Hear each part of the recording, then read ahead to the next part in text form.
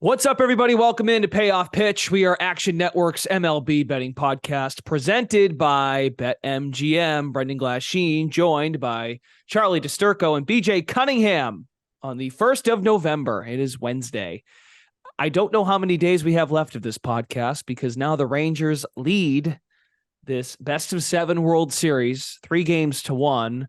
We have a rematch on the mound of 2 Game 1 pitchers. We have Nathan Eovaldi for Texas, Zach Gallen for Arizona, backs against the wall for the Diamondbacks, those feisty snakes. So that's where we're at.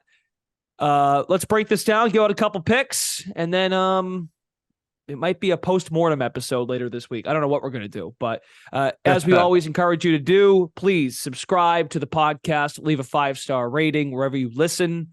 We greatly appreciate it. We will give out, I think we'll do contest winners again. I would like to think so. If people are tuning in at the last moment, maybe you're tuned out because this series feels over. But the minute you count the D-backs out, they get back in it. If you're watching on YouTube, please like the video and also subscribe to Action Network YouTube. We greatly appreciate it. Okay. Money line minus 110 both ways at BetMGM. Right. Totals at 8.5, Charlie. So I'm going to go to Charlie first because Mr. DeSturco has angles and he has some talking points on Nathan Eovaldi. What do you got? Yeah, so obviously Nate Eovaldi gets the start today, and Game 1, I was on his over on outs, and he fell just short because the D-backs kind of hit him a bit harder than expected. But fun fact, Nate Eovaldi has pitched in 5 starts this postseason. The Texas Rangers have won every single one of them. Most of them going over, by the way, 8 or 9 runs or higher in every single one. This one right around 8.5. Gallen, the complete opposite.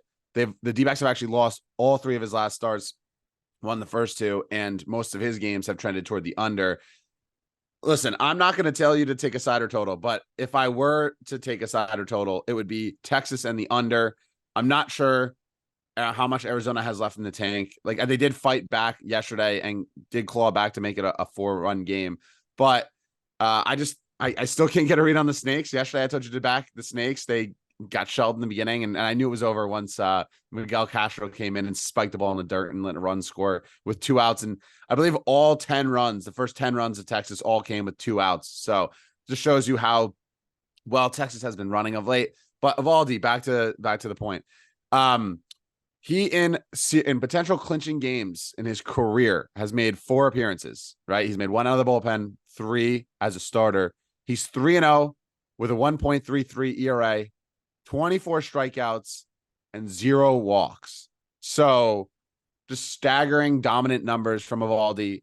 When I look at his last start, yes, he was hit around a bit, but if you dive deeper into that game, there were some unfortunate just mishaps that happen when you put the ball in play, and the D-backs, they do put the ball in play a decent amount. Corbin Carroll's obviously bases clearing double was a 50-50 shot that got down. Alek Thomas had an infield single that he beat out. So there were little plays that kind of cultivated toward Arizona being able to string together runs. And then by the 3rd time through the order, Nate was pretty much out of gas, but he did strike out 8 Diamondbacks in this matchup. And when you look at his numbers, 15.5 is his outs. That opened up at plus money and has since gone down to about minus 110. I like his over on 15.5 outs and his over on 4.5 strikeouts. He's done it in 4 out of 5 starts. I'll probably end up sprinkling on both, maybe splitting a unit across the board and taking some alts on the strikeouts, because Arizona, while they don't strike out a ton against right-handed pitching, they really struggled against Eovaldi's. Well, I guess they didn't really struggle because they hit him all, but they were striking out a decent amount against him, and Eovaldi's splitter was working pretty well. So I trust Eovaldi here. He's also born in Texas, so for the narrative angle, closing out the game for the Texas Rangers, being a Texas native, it just seems like kind of one of those full circle moments. So I like Eovaldi splitting on his over on outs and strikeouts. I think Torey Lovullo is going to call a pretty stingy game, so I think it's going to be low scoring. I think the bullpen is going to be worked early, especially because of that 11-7 game last night. He didn't really get to use all of the high leverage arms, and I think they will be used in force, and Gallen will have a quick hook, and basically the D-backs are on life alert right now. So I lean toward the under as well, but I don't know if I can get behind it yet. Just seeing it come, it feels like it implodes every single time. So that's where I'm looking for Evaldi. And then real quick, Seager to walk. I believe it's now dipped into minus money. I got it at plus 120. He walked in his first 2 plate appearances against Zach Gallen. Gallen's the only Arizona pitcher that actually knows what to do with Corey Seager, it seems like. Since then, Seager's hit 3 home runs. There's no Adolis Garcia. If there's a base open, he's getting it. Or, quite frankly, if there's a base open and they pitch to Corey Seager and there's a man on second and third, they deserve to lose because he should get the Barry Bonds treatment right now. He's the best hitter in this lineup, and with no protection from Garcia, I don't see how you don't walk him. So that's where I'm looking. My angles, Texas props, lean toward the under as well. Okay, very good. Yeah, this is kind of what we talked about yesterday with Garcia out of the lineup. Is it one of those situations? That's why I asked about the MVP thing yesterday, which obviously that looks kind of dumb because Seager hit another home run yesterday. That was my point. Like, are they going to now, with Garcia not being in the lineup, you can't pitch around Seager as much? Yeah, I'm not sure. Or can pitch around. I beg your pardon. You can pitch around Seager because you don't get that guy coming up. So that's that was my thought. Yeah, if Mitch Garver's batting third, I don't understand how you don't throw Seager nothing and make him swing. Seager attacks the first 1 to 3 pitches and normally, and everybody knows that. And Gallen's the only pitcher that it seems like understands that, oh, maybe we shouldn't pitch to him and attack everybody else. And it worked. Like Gallen pitched well against Texas. For the most part, he just threw a lot of pitches early and didn't get to pitch deep into the game, but he was the only starter that's been, aside from Merrill, that's been pretty effective. Everybody else out of the pen and whatever it is have looked pretty bad, and they keep pitching to Seager and he keeps hitting homers. So, yep. Okay. BJ, hi. I feel like it's been a while. So Gallen's walk prop is actually at 2.5 for tonight. Yeah. And he walked 4 in game 1. Went 5 innings, outs prop 15.5. And I know you wanted to focus on the Gallen side of this pitching. Yeah. So I like Gallen under 15.5 outs and under 4.5 strikeouts. I don't really see a scenario where he's getting to the 6th inning unless he's just completely shutting down this Rangers lineup. Threw 99 pitches in that game 1, went 5 innings, gave 4 hits, 3 runs, and walked 4 guys. And, before Arizona obviously turned it over to the bullpen. And they were leading in that game, so they were able to use all those high leverage arms. Gallen, he's been pretty bad during these playoffs. I think that's something that hasn't been talked about enough.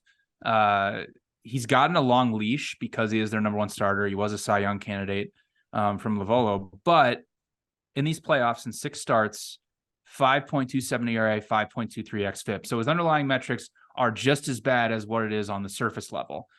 The other problem for him is during the regular season, he didn't really walk a lot of guys. He had great control, was able to get a lot of swings and misses outside the zone. He hasn't been getting that in the playoffs. 4.28 walk per 9 rate in those 6 starts in the playoffs.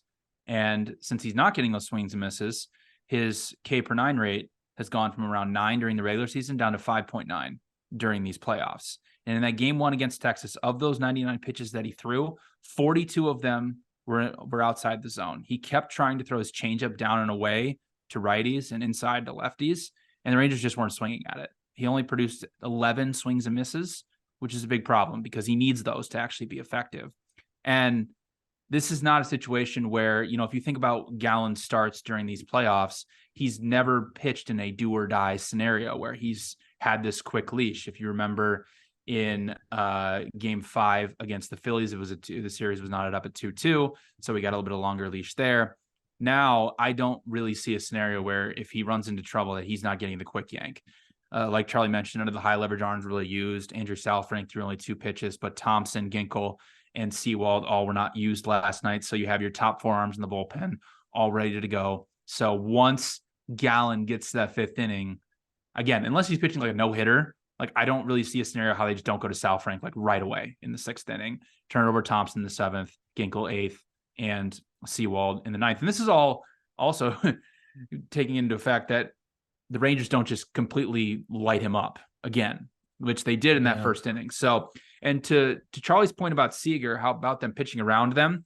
A guy I would target who hit 2 doubles off of Gallen in the last game is Evan Carter, because if he's going to be hitting 3rd in the lineup behind Seager and they're going to pitch around him, they're going to have to pitch to Carter, who's been very good during these playoffs. So him over 1.5 bases is also not a bad look if you really think they're going to pitch around Seager. But again, since Gallen's not getting those swings and misses, I think this K prop is being priced like his K percentage during the regular season when he's just not getting swings and misses during the playoffs. So I think there's really decent value here on under 15.5 outs.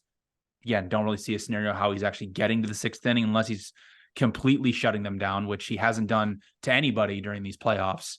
And since he's not getting, since his K per 9 rate is only at 5.9, I find it hard to believe that he's going to get to over 4.5 Ks here against this Rangers lineup. So Gallen under 15.5 outs, Gallen under 4.5 Ks, and Evan Carter over 1.5 bases are my 3 picks for this game. Do have value on the under.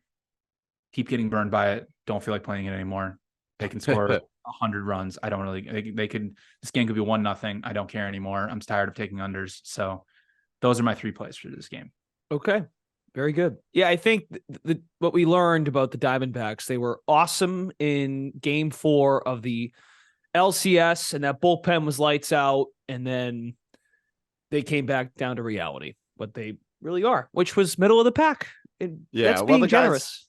The guys that they're throwing out, like Miguel Castro's not good, and Ryan Nelson's fine. Kyle Nelson's awful. So like the early arms that they use to get to the high leverage arms are nothing special that were overperforming in that bullpen game. They were fine. Yeah, and the Rangers. I mean, the Diamondbacks have to hit Eovaldi early here because again, this is the same thing we talk about with the Rangers is that they can get to those back 3 arms, which Leclerc has been used 2 days in a row. So I'm sure it's the playoffs and it's the World Series. So they'll say, oh, he's available. It doesn't matter. Yeah. Day off tomorrow. But with the day off tomorrow, they might throw him a 3rd game, especially if they're about to close it out. They'd obviously like to give him the chance to pitch the final game. But that's another thing to think about. You know, seeing a guy 3 times in 3 days could give the Diamondbacks a little bit of an edge. But again, they need to hit Eovaldi early and get into that middle relief of the Rangers bullpen.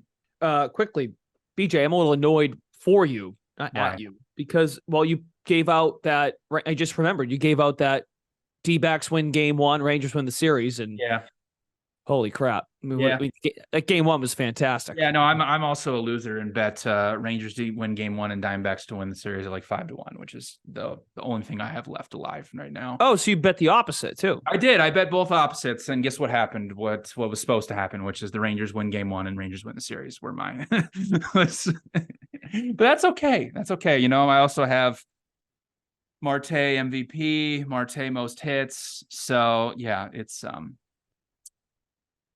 hasn't been a great World Series, but the playoffs have been okay. Okay. Charlie, really quick before we go, any hope for your hits leader in this series? Yeah, no, Evan Carter's dead. It's Tommy Pham has 8, Carter's at 5, Young has 6. So I was looking at it this morning. Last night he went 0-for. So we could pour one out for Mr. Evan Carter. He started out hot. Game 1 was great, but RIP to a fallen soldier. Okay. That's going to do it, everybody. Again, this could be it for us this year. This could be the last one. I don't remember what we did last year when the season ended. If we just kind of left it at that, I don't know. I don't remember. But if not, we'll see you in mid-March.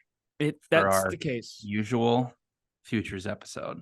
Yep. Futures episode. I think the first episode last year was when Zerillo and Colin Whitchurch did a rules breakdown when the rules got put into place. The pitch clock, checking the runners, all those types, the shift, all those types of things. So, but you know what? Here I am spending 30 seconds on burying the Diamondbacks, and they're just going to make this thing interesting. That could very well happen. Yeah. So for Charlie Disturco and BJ Cunningham, Brendan Glasheen, thanks as always for listening to Payoff Pitch, Action Network's MLB betting podcast. We are presented by BetMGM. Please subscribe if you haven't done so already, and please leave a 5-star rating.